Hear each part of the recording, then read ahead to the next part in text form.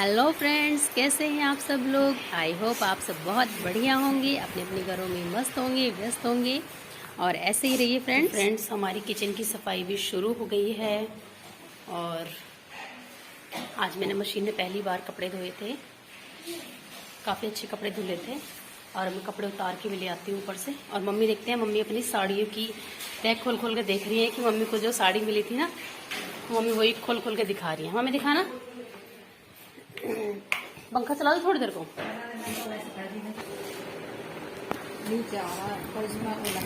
You वो है, you blouse है, ये वाला ये ब्लाउज है ना, पहन के देखो। तो फ्रेंड्स, मम्मी यहाँ पे इसमें बहुत सारे घूम बन रहे हैं, साड़ी ब्लाउज है ना इसमें। और मम्मी ने ये वाली साड़ी चूज की। पंखा बंद करो मम्मी, पंखा बंद करो। सारी साड़ी ही तैयार करवा लेती है, या उन्हें कोई थोड़ी कम पसंद आती है तो वो किसी को देने दीवाने में कर देती है, काम चला लेती है। लेकिन ये वाली साड़ी मम्मी को अच्छी लगी थी, उन्हें कलर अच्छा लग रहा था, तो मम्मी ने ये वाली साड़ी पहनने के लिए निकाल ली है। ये साड़ी जो मैंने अभी होई पे पूजी थी मम्मी को, और जो मम्मी ने साड़ी होई वाले दिन पहनी थी ऑरेंज कलर की कॉटन की साड़ी, वो वही साड़ी थी जो मैंने करवा चौथ में मम्मी को पूजी थी। तो मम्मी ने वो भी तैयार कर ली थी 4 दिन के अंदर अंदर। और मम्मी ने फिलहाल ये वाली साड़ी निकाल ली है, मम्मी इसका ब्लाउज वगैरह सिलवा लेगी। अभी तो ब्लाउज इसके अंदर ही है और तीसरी साड़ी में काफी अच्छे घूम आ रहे हैं। कहती मम्मी रहने दो, ऐसी किसी और का ब्लाउज मैचिंग कर लेना, लेकिन मम्मी का नहीं सिलवाऊंगी। जो ब्लाउज मैचिंग का होता है उसकी अलग ही बात होती है। और ये साड़ी भाभी ने पूजी है और ये चाची की बहू ने साड़ी पूजी है। सारी साड़ी अच्छी थी वैसे तो मम्मी। और हमने वैसे किचन की सफाई तो कर ली थी, लेकिन ना बस ये वाली रैक रह गई थी। उस दिन ये वाली सफाई नहीं कर पाए थे क्योंकि शाम हो गई थी, मैं लेट हो गई थी। हमने ना अलमारी के कबर्ड्स के अंदर सब कुछ बिल्कुल एक डिब्बे निकाल के अच्छे से साफ़ सफाई हमने कर ली है, बिल्कुल डीपली वाली। और बस उस दिन ना हमारा ये वाला रैक रह गया था, तो ये आज भाभी करने में लग गई थी। सारे इसके बर्तन वगैरह सब कुछ बाहर निकाल दिए थे मैंने, तो भाभी के अलावा में चढ़ के कर देती उसको साफ़, तो भाभी कर रही थी। और इस रैक के सारे बर्तन मैंने बाहर एक टब में भर के रख दिए थे, जितने भी इसमें बर्तन थे। और फिर मैं अपने रूम में आई तो मैंने देखा क्या अभी तो बच्चे इतनी उधम कर रहे थे, अभी तो खूब शैतानी कर रहे थे। और पता नहीं आरव को क्या हो गया, अचानक से लेट गया। तो दिव्यांशी हंस रही थी, कह रही मम्मी शायद मुझे लग रहा है इसकी ना स्कूल में डांट लग गया, इसीलिए आज थोड़ा सा ऐसा हो रहा है ये। मैंने इसे पूछा पर कह रहा नहीं मम्मी डांट वाट कुछ नहीं लगी है। तो चलो फ्रेंड्स, मैं कपड़े वपड़े उतार के ले आती हूँ। ज़्यादा देर धूप में पड़े पड़े ना कपड़ों का कलर फेड हो जाता है, तो मैं कपड़े उतारने के लिए छत पे आई थी। और यहाँ पे आके देखा ना सारे कपड़े सूखे नहीं थे, कुछ कुछ कपड़े अभी भी गीले थे। तो मैंने उन कपड़ों को पलट के डाल दिया था, उन्हें फिर से उन कपड़ों को गीलों को। और उसके बाद में बाकी जो सूखे सूखे कपड़े थे वो मैंने हाथ पे रख लिए थे। और पता है उस दिन बहुत सारे कपड़े धुले थे, सबके कपड़े हो जाते हैं। हमारे घर में 10 जने हैं, हम तो सभी के कपड़े हो जाते हैं। उसके ऊपर से ना डेली मतलब टावल, किसी ना किसी का टावल भी धुलता ही रहता है, बेडशीट वगैरह धुलती रहती हैं। और अभी दिवाली का सीज़न चल रहा है तो कुछ ना कुछ हम एक्स्ट्रा साफ़ सफाई भी करते रहते हैं, जैसे कि अभी पर्दे वगैरह धुलने का काम हो रहा है।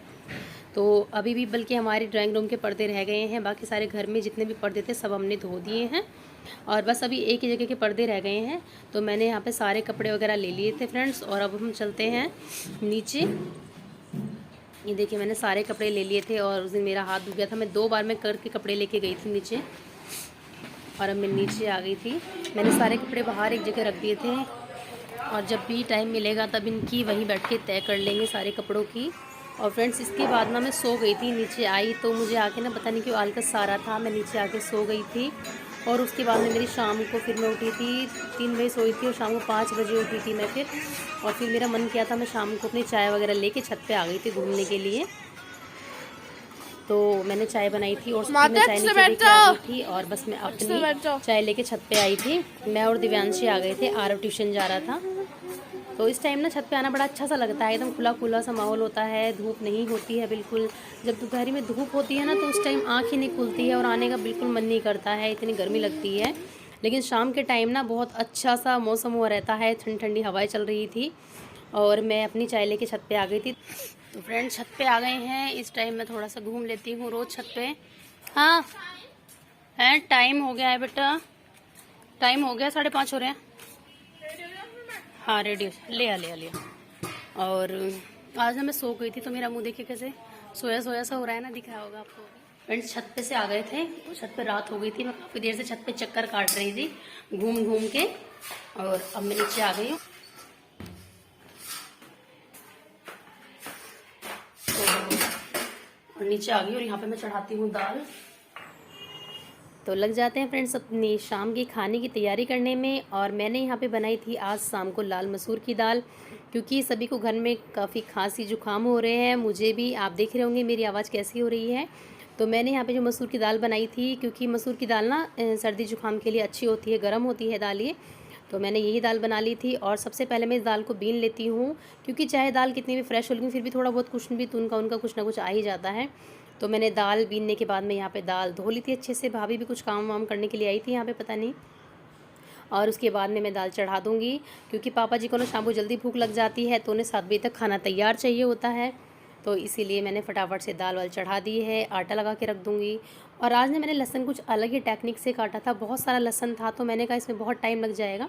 तो मैंने आज ना कुछ लहसुन को इस तरह से काटा था, बिना छीले ही इसको कद्दूकस कर दिया था। और इससे ना क्या होता है, छिलका बाहर रह जाता है और लहसुन अंदर रह जाता है। तो मुझे टेक्निक बहुत अच्छी लगी थी और इससे बहुत जल्दी काम हो गया था। नहीं तो क्या है, आप एक एक लहसुन की कली को छीलते रहते हैं, फिर उसको काटते हैं, बहुत टाइम लग जाता है।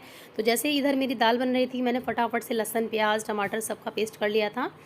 और ये बहुत जल्दी इजी काम कर देता है, ये हमारे काम को बहुत आसान बना देता है। तो ये टेक्निक मैंने आज अपनाई और मुझे वाकई में बहुत ज़्यादा अच्छी लगी थी ये। इसके बाद में मैं अपनी दाल में तड़का लगा दूँगी। और यहाँ पे फ्रेंड्स मैंने अपनी दाल में लहसुन, प्याज और टमाटर का तड़का लगा दिया है। और मम्मी ने यहाँ पे दूध पकने के लिए रख दिया है, ताकि दूध भी साथ साथ ही होता रहे और हम इसे दूध पे भी ध्यान देते रहें, क्योंकि अलग से दूध पकाने के लिए खड़े रहो ना तो बहुत टाइम लग जाता है और इतनी देर कौन खड़ा रहेगा। तो जैसे जैसे मैं खाना बनाती रहती हूँ, साथ के साथ ही मैं दूध को भी देखती रहती हूँ। और देखिए हमारी टेस्टी दाल तैयार हो गई है फ्रेंड्स। ये मसूर की दाल है, दिव्यांशु को भी बहुत पसंद है, सभी बच्चों को अच्छी लगती है। और मैंने यहाँ पे रोटी बनाई, सबसे पहले मैंने दिव्यांशु को ही दी है, क्योंकि दिव्यांशु को बहुत तेज भूख लग रही थी। सबसे पहले मैंने दिव्यांशु को खाना दे दिया है।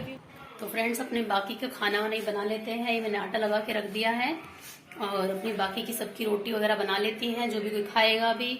और बाकी जब हस्बैंड जी और बाकी और सब जब आएंगे उनकी जब बनाऊंगी।